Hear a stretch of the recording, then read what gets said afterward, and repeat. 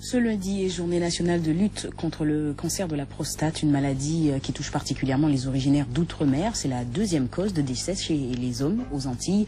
Une maladie qui gagne du terrain, faute aussi de dépistage précoce. L'enquête menée à Paris par Marie-Laure Gauthier. Netty a 64 ans. Tous les ans, il fait le déplacement depuis la Martinique pour son suivi chez son urologue. Il y a 5 ans, il s'est fait dépister un cancer de la prostate, presque par hasard, lors d'une simple visite chez son médecin.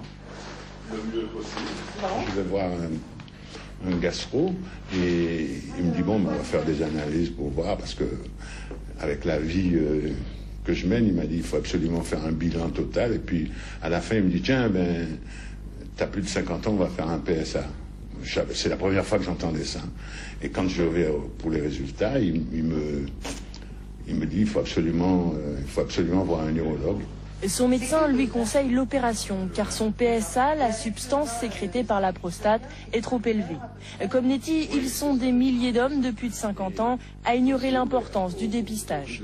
Alors, il faut lui faire un toucher rectal, lui demander des renseignements sur son mode mictionnel, comment il urine, sa vie sexuelle, enfin sa vie de tous les jours.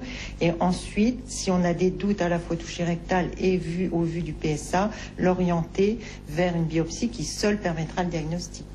Un diagnostic 2 fois plus sévère chez les Antillais et les Africains, plus vulnérables au cancer de la prostate. La population qui se trouve aux Antilles a des facteurs probablement génétiques qui expliquent cela.